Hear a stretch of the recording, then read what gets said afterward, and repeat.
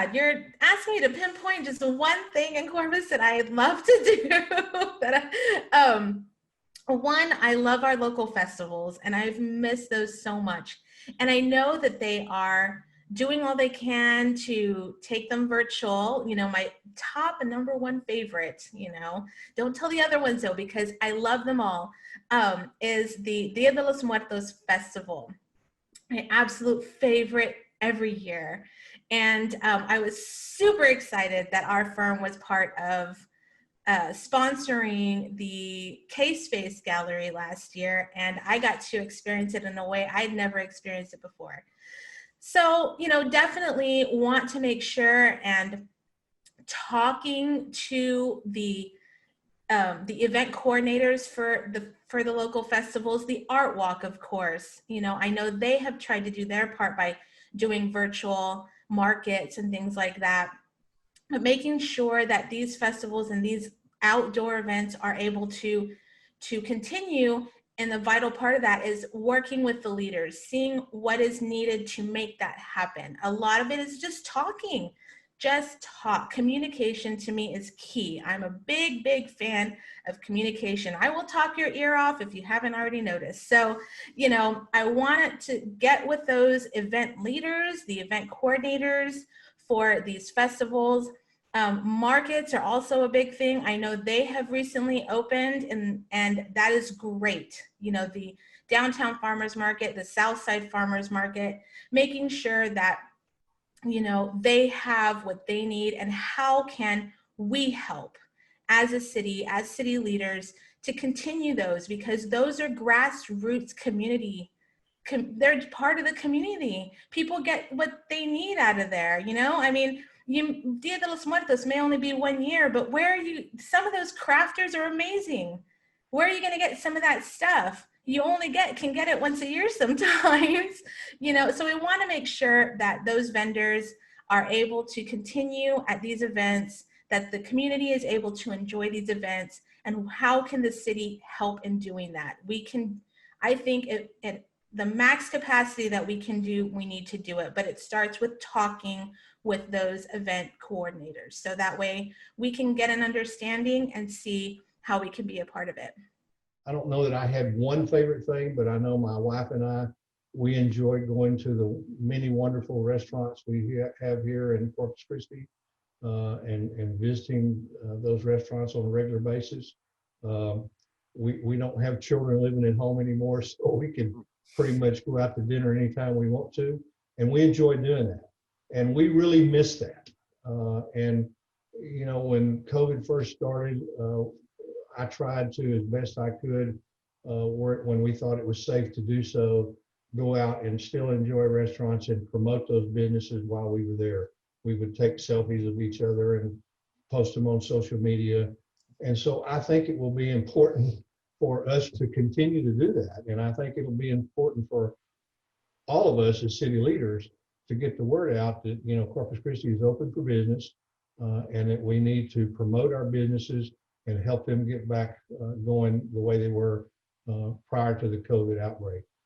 There's no doubt this has been a challenging time for many of the businesses, especially the small businesses, the restaurants and bars and things of that nature. Many of them have not survived this. And so our city and our city leadership, the city council, is going to need to make that a priority and do everything we can to help promote those businesses, to work with the chamber, to work with the organizations that can help promote businesses here in Corpus Christi. And I will be a big advocate of that. Oh, what I did to enjoy before the COVID was music.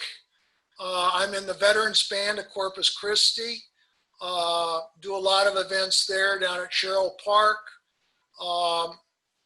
Take the grandkids to the aquarium, make those things are accessible. Those are things that I've done to enjoy Corpus, and going down and having dinner on the bay with my wife. Those were things that I did and enjoyed before the COVID. This gets back to redeveloping downtown and getting it a safer place to go for the evening. there are some problems still downtown that need to be addressed, and they're looking at it, but try to make downtown more of a, I want to say, an entertainment center for people to go to and interact, and so we all get along together.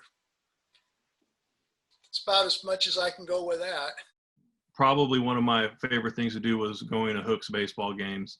I loved going with my family, spending the time.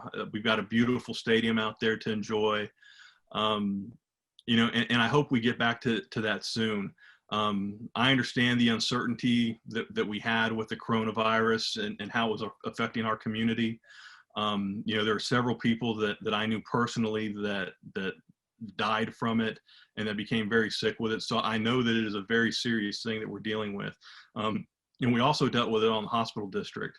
That was one of the main things that we were dealing with as far as how to handle that with indigent care in our city, and how to make sure we were prepared if there was a surge that happened. And I think that we did that successfully, and that we are prepared if there's a surge that happens. I want to get back to normal just like everybody else does. And I want to do it quickly, but I do want to be sure that we are smart about it and that we do the most that we can to protect ourselves when we do start trying to get back to a normal life. Well, this is a tough one for me not to be biased. There's so many great festivals in this community, and I want to say that between Dia and, Taco Bueno, which is a new up and comer, and, I'm still going to have to pick the Corpus Christi Wine Festival, and we're, it's something that it's just growing, and we're so excited about the opportunity to come back next year and be strong. That part of the community is just going to see so much growth and development with the new Harbor Bridge project going on. And we're just so happy to be a part of the history and where it is right now. So we're going to bring it back. We have the money, we're ready to go. But more importantly, we're bringing it back because the nonprofits have really taken such a hit this year with COVID and not being able to host events and not being able to do things. It's been hard for them to raise money. So we promise that the event will be back. We promise we'll be able to donate some money again.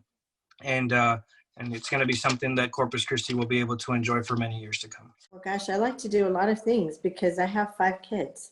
So we definitely aren't going to be at home all of the time. But Bayfest was a big plus for me, a big thing for me. Anything outdoorsy that gets me and my family to appreciate the beauty that this city has to offer. The art festival, the gatherings downtown that we would have, every first Friday. Our food truck festivals were amazing too. All of these new events that were starting to take place were so enjoyable because it gave people an opportunity to appreciate what our city has to offer. A lot of these events were free. The jazz festival, amazing, free jazz, free music, food, funnel cakes, all of those things. Anything outdoors would definitely be something that I would like to bring back and even take a look at expanding on some of those events. Well, I think the best thing here is our gem of our shoreline here on where we have the beaches.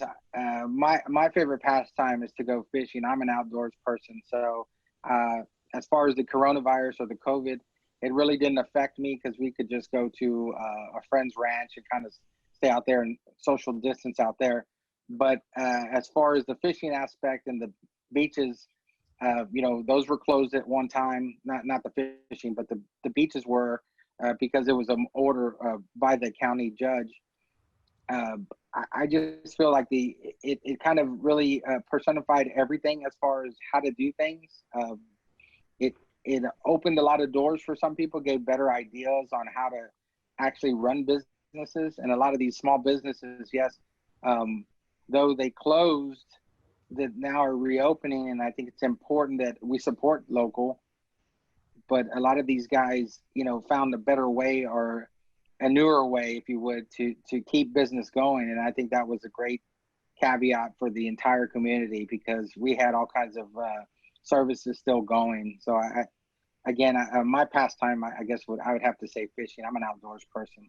I enjoy that with the family, and I think it's a good thing. So Governor Abbott has kind of lifted up some of the restrictions, but one of the things I'd like to do was to go to the gym, which they say that was one area that they say you could catch the coronavirus the fastest.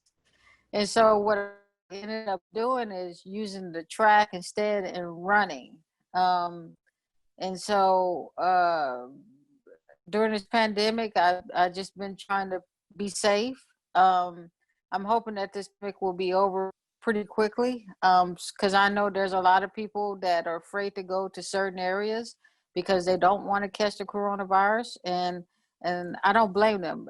It's always safety first. But like I said, that's one of the things I'd like to do was like to go to the gym. I don't go as much as often because of that. You know, I want to stay healthy and I want to be elected, and so I can keep our residents healthy and safe as well.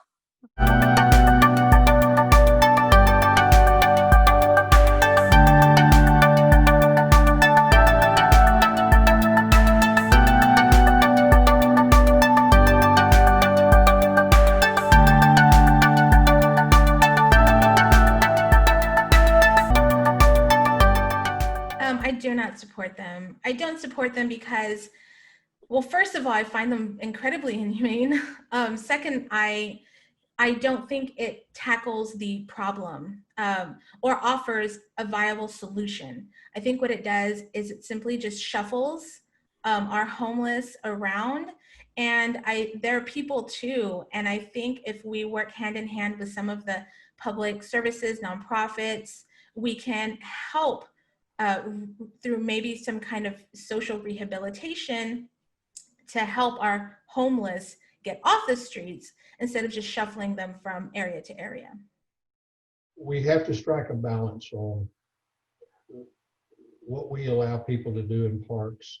And we want people to enjoy the parks. We want people to take advantage of the parks that are there, but it can't be a one-way street. And we have to make sure that we're maintaining the cleanliness and the accessibility of those parks. And we can't have people using the parks as a public restroom and things of that nature, leaving trash all about. So there has to be a certain amount of policing that goes along with the people having access and utilization of the parks. And we just have to find the correct balance in that issue. And it's difficult, there's no doubt about it. But I believe in being fair. I believe that we provide those parks for people to enjoy, and we need to make sure that we have an open policy with respect to that. Well, to be honest, I haven't looked into those ordinances. This is a topic I haven't done much homework, so I got to be honest. I'm not in a position to, I don't know enough about the problem to be able to give the decisive answer you would like. I just don't have enough information to do that. All I can say is I am aware when you talk about panhandling and stuff, I have done some homework on the homeless problem here. I don't have a plan. I've just talked to one of the nuns at the homeless shelter downtown. I contacted the city office or department. I have the person's name. Asked some questions about our homeless problem, and I got to compliment that city department. They gave me some good information. It wasn't, I'm going to say, frou-frou stuff. They gave me hard numbers and references and explained a few things, a couple of things that I wasn't aware of. The bottom line I've heard is we have a problem with two extreme attitudes. One attitude is, oh, they're all lazy bums. Not true. And then you have the other, oh, they're all poor souls that all can be helped. Well, that's not true either, talking to the people relative to the homeless situation. What I do know is when someone becomes homeless, their situation's very different than what I'm familiar with. I'm just going to leave it at that. They literally eat day to day, literally. And getting a job is very difficult. There's one person I talked to who's worked with the homeless a lot relative to jobs. He said, when a homeless person goes for a job, they need to be paid at the end of the day. They can't wait 2 weeks for their paycheck. They need to be paid right away. And I thought about it and I said, yeah, you're right with their conditions. But on that issue, that's about as far as I've gotten so far. And I don't want to jump and start saying things or commitments because I really need to do more homework on this. You know, dealing with the homeless is a very difficult issue. That's another thing where I think the city needs to work together with Nueces County, with the hospitals, with MHID, and with other groups that deal with rehab for both drugs and alcohol, as well as mental health. But that kind of goes outside of what the question is. When dealing with these folks, I think that we need to have some compassion. It's very difficult to live in that situation. You know, nobody wants to be in that situation.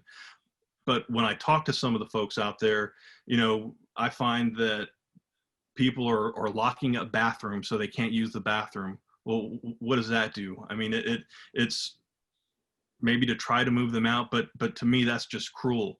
You know, I think that we need to find a way that is more sympathetic to what's going on in a way that is not harmful to the people out there. I think we try to address the issues, but I don't think we need to be cruel while we're doing that.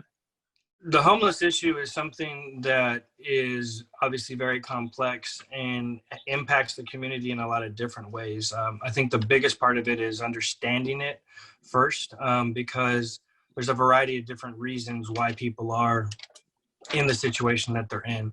The short answer is I don't think it's a good look for us to effectively herd people around town per se, without necessarily providing more options and solutions. I know that there were some suggestions at one point, some options on the table that were not passed to create a work program for some of the homeless here in town that would provide a solution for us to deal with some of the trash litter maybe problems that we have in the community, while also giving some homeless people an opportunity to restore that sense of pride in working. And I believe that that's something that's going to be key for some of these people to step out of that cycle.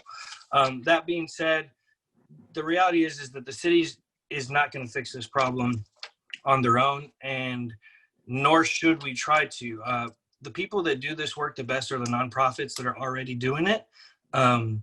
And it's the city's responsibility to work closely with them and find partnerships and opportunities for them to get funding so that the people that really know how to do this the best can help manage that, manage that issue the best, as opposed to us trying to reinvent the wheel and create a bureaucracy that, quite frankly, is not going to be good. So I do not support ordinances that make it harder for people that are already, facing a difficult circumstance. But I think that, again, the solution lies in working closely with nonprofits to ensure that we're approaching the solutions in the right way. Those are ordinances that require a lot of thought, because there are people, there are people that have some issues that we need to help them with.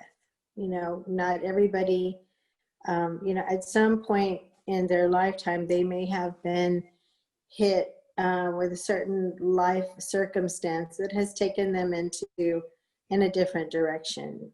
I've known many people that were doing well at one point in their life, and they have now become homeless. And sometimes it's not a choice for some people.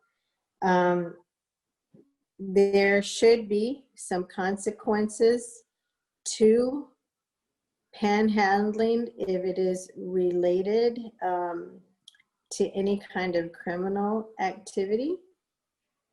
But we do need to be very careful in that we are just not creating a bigger problem with some of these ordinances. So we have to be mindful, we have to be compassionate, but I definitely want to make sure that we are understanding the possible consequences of having these ordinances in place. Well, I think we're talking about the issue of vagrancy as opposed to homelessness. I think there's a real good book of toxic charities, and I think that we talk about people giving as a charity, but we're not really doing anything in the social realm of it. A lot of homelessness and vagrancy have other issues as well. So as far as the ordinance, I was actually a part of the ordinance where the change where the panhandling was supposed to be enforced. But again, the public safety factor is that sector is we don't have enough officers to actually patrol a lot of things. There's, as you stated earlier about a certain crime that has been going on, unfortunately here in Corpus Christi, we don't have enough manpower. And I think once we get that quality of life back to normal, as far as the revamping of the public safety, then everything else comes into place. Because right now Corpus Christi is booming. Industries are bringing people, but we just need to attract them to Corpus Christi. And in order to get that, we need to focus on their quality of life. And then everything else kind of domino effect comes into play with the ordinance and things of those nature. And as far as the vagrancy that goes on in different areas, that is a big national issue right now, and people are getting tired of it. But like I said, homelessness is real, and it's important that we somehow tackle that, and not only being the charitable person that most of us are and passionate about it. We need to really look at the root of the problem before we continue to just keep giving charity like that, because again, it could be toxic. There's a good book on toxic charity, and that's a lot of times what we try to do as opposed to really getting to the root of the problem. Well, this is one of the things that reason why I'm running for city council at large, people who are homeless. That's the thing, what's going on here in Corpus Christi. People are saying, if they're not in our area, we're fine. If they're in part of another area, as long as I don't have to see them, we're fine. It's not resolving the problem. I know there was an issue in Blucher Park, that they were using that park to sleep and kind of congregate themselves, but that's not resolving a problem, just banning them from parks. What we need to do is address their issues, whether it be mental health or substance abuse. Shifting them from one side of the city is not going to resolve anything. They're people. We can't herd them around like they're cattle. They need help. They need our help. And one of the suggestions I had made, and of course, this is going to be, talking with county officials, which I'm really willing to do, is reach across the aisle and try to better Corpus Christi. But I always thought, we have Spar Memorial, which is a perfectly good building. And at first they were going to use it for, the overflow of coronavirus patients. And then they decided not to do that. But the county wants to knock the Spar Memorial Hospital down, and the cost is going to be $26 million. And I say, why not use that $26 million to rebuild Spar Memorial Hospital? They have bedrooms in there. They have cafeterias. They have conference rooms. You can use a conference room as like some form of therapy. We can hire mental health experts to help them, mentally, and talk about maybe their underlying reasons why they're homeless. We can address that. You have a cafeteria, you can hire cafeteria workers, and at the same time, like I said, instead of knocking a perfectly good building down for $26 million, why don't you refurbish it and use it as a veterans or to help homeless people? I'm not trying to say that for them to be in there permanently. it's kind of like a treatment facility. You get them on their feet and then you bring the next one in. And so instead of herding them around and creating laws saying, well, they can't be at this park, they can't be at that park, it's not resolving the homeless problem. The way to resolve it is to help them. And that's what I want to do once I get into being a city council member.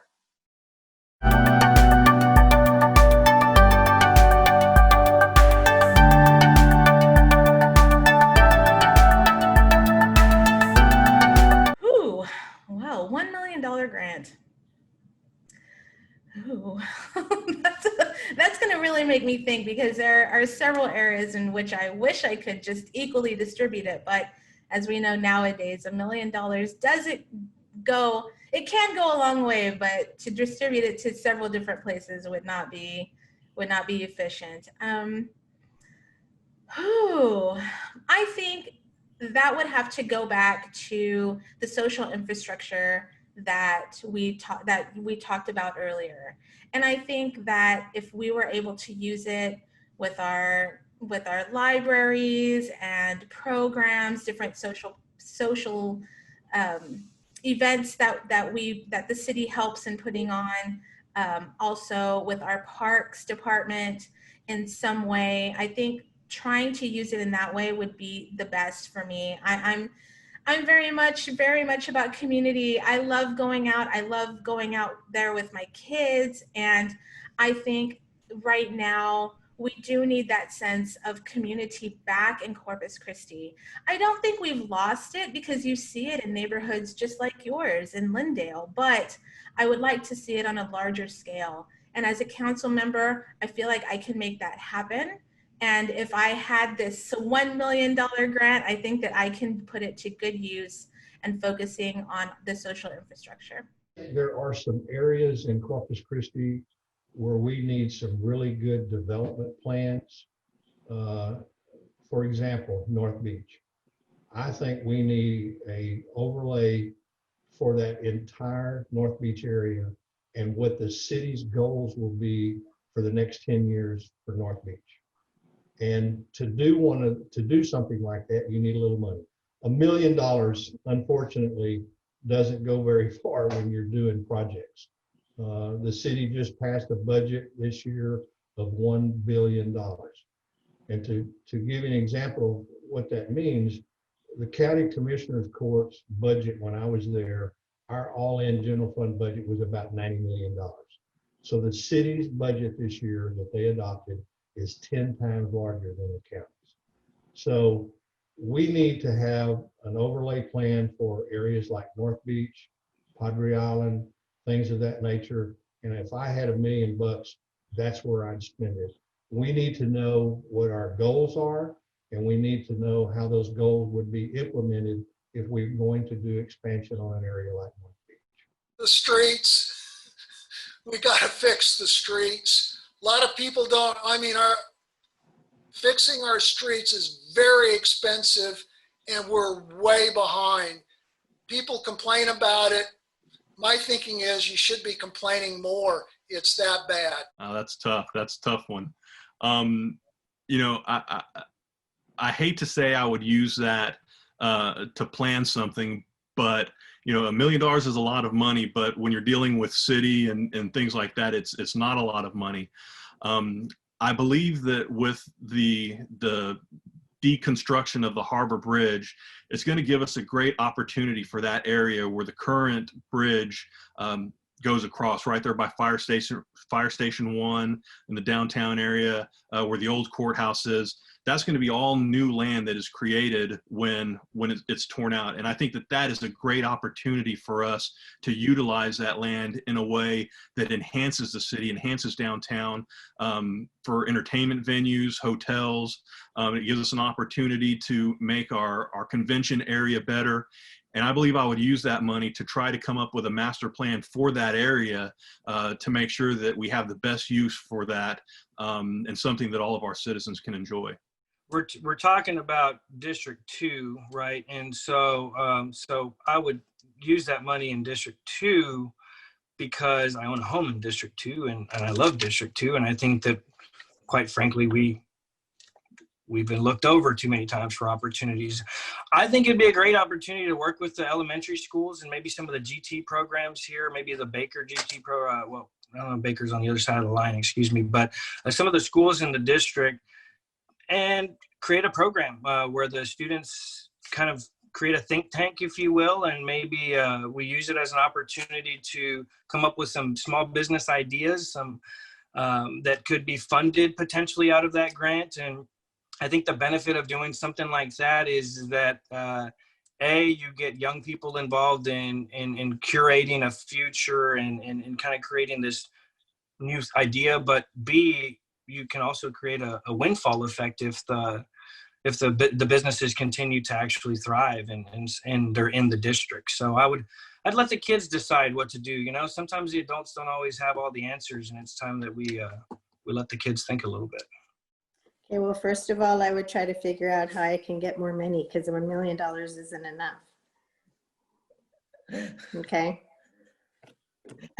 So whoever wrote that question, they put the number just a little bit too low. Okay. $1 million is going to run out in about a couple of months, you know, if we want to do something with the city. So my first thing, I would ask, who said it has to only be $1 million? You know, let's figure out where we're going to get more.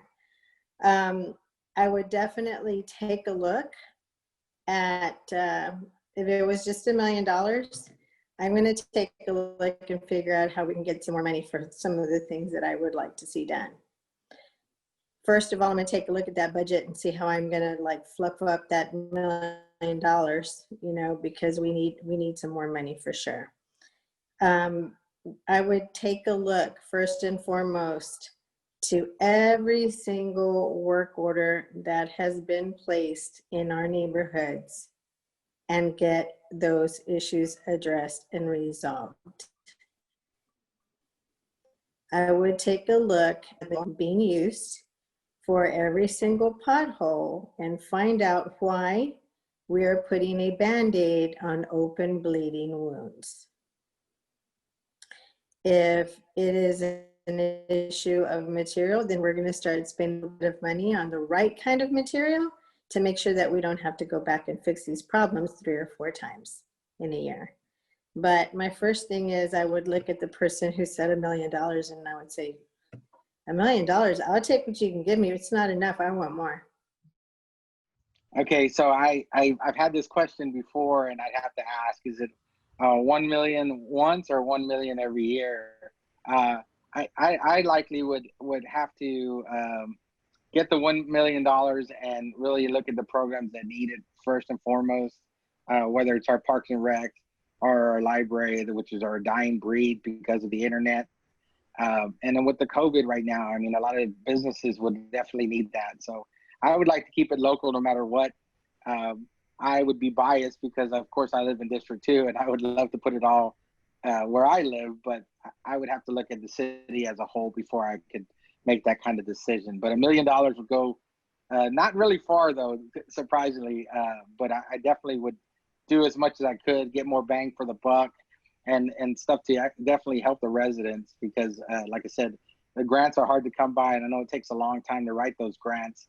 And I would just try to make as much benefit as much as I could off that $1 million because it really wouldn't stretch that far. $1 million, it's a lot to an individual, but it's not a lot for a city. But if I could do anything for the city, I would address the people that are homeless. I would try to see how far that $1 million could go to help these people. You know, a lot of people say they're eyesore. I don't see them as eyesore. I see them as a human being. And that's where I would address with the $1 million.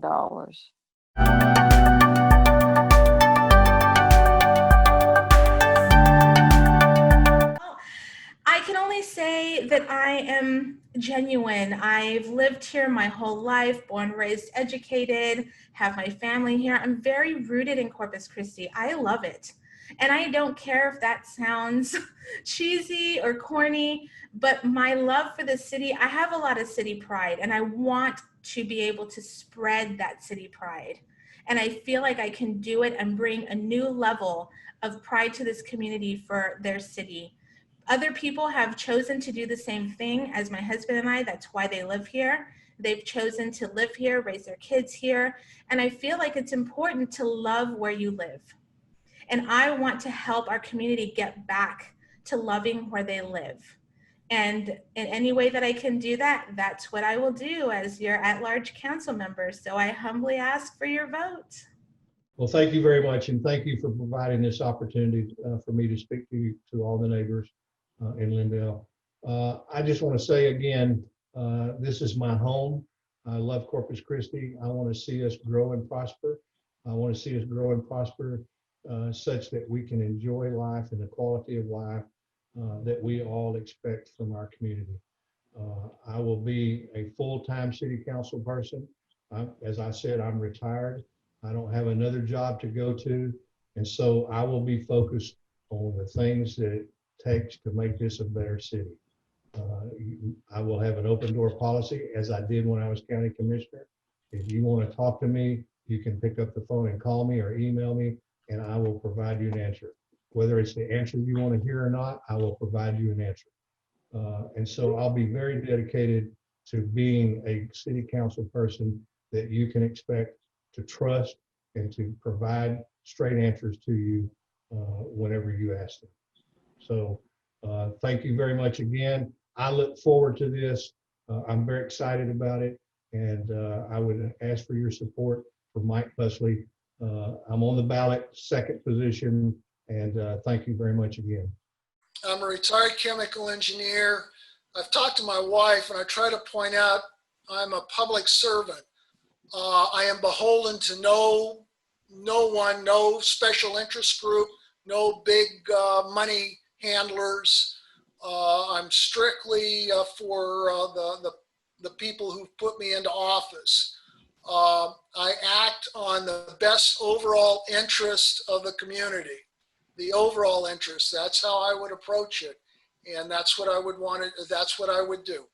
I'm from here. I'm not here for any reason. I don't have any special interests that I'm beholden to. There are no groups that control me. I'm here to do the right thing. I'm lucky that I have a job that I'm able to give the time to the city to take all the time that I need to do it. I love my job. I've got my family support, and I'm here for the right reasons. I'm here because for the same reason that anybody would want to be in this point from our neighborhoods, to make the city better so that our kids can come back here, so that, you know, we don't have to go somewhere else to visit our grandchildren, so we can visit them here. And, you know, I just hope that if anybody has any questions or if there's anything that they'd like to discuss with me one-on-one, my cell phone is 361-658-9848. You can call me or text me with any concerns. Because again, I want what you want. I want our city to be the best that it can be. And there's a lot going on. So I appreciate any input or any opinions. What happens in this next session is going to affect our city for generations to come, you know, talking about desal and things like that. So this is a very important time in our city. And, you know, if you elect me, I will do my best to make sure that things are done the right way, the fair way, and that our city is the best it can be. So thank you. Thank you for your time. First of all, I want to thank Heidi, Adam, and everybody else in Lindale that made this happen.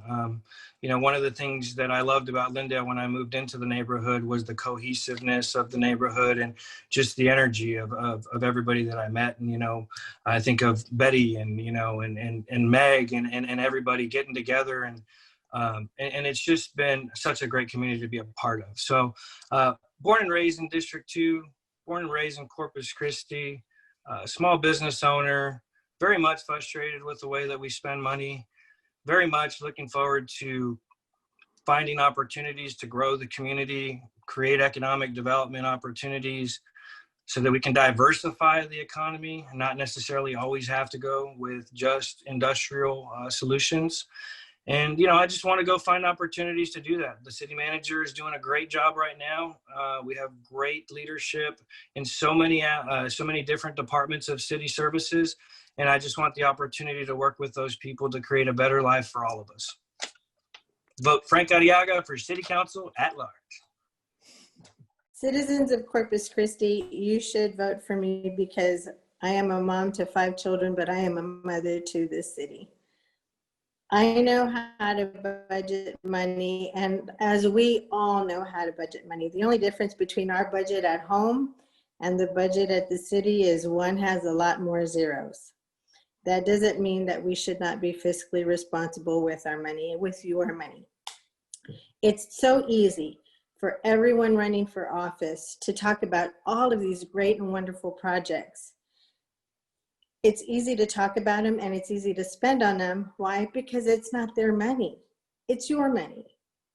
So we need to be very mindful before we say yes to things, before we get so excited and pumped up about a great project. We need to find out where that money's coming from first. I am pro-growth, but I am pro-citizen.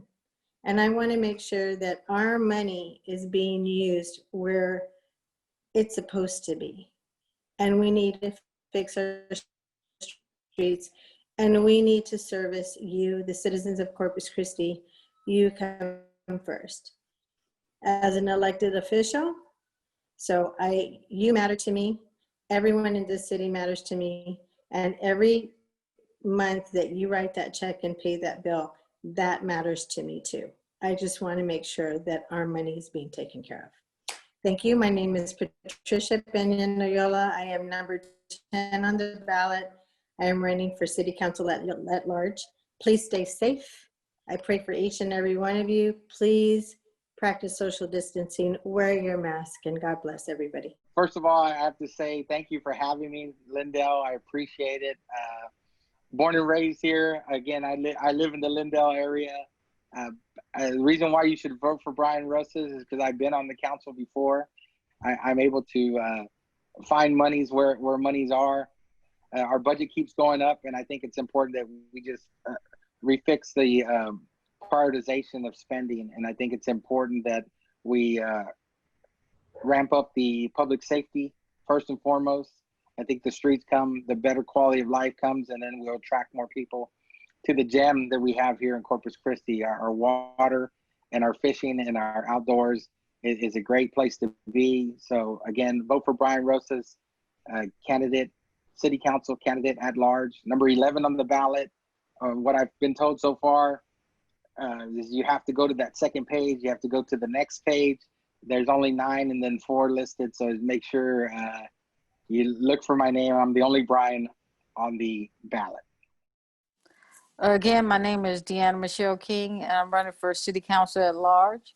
And it's because I want to give you a vote, your voice, and y'all vote elected officials every 2 years, especially city council. They want to move it to 4 years, but they're not giving you your voice. They're not concerned about what you have to say, and they're not meeting your needs in a timely manner. And that's the reasons why I want to be elected city council at large, because you deserve better.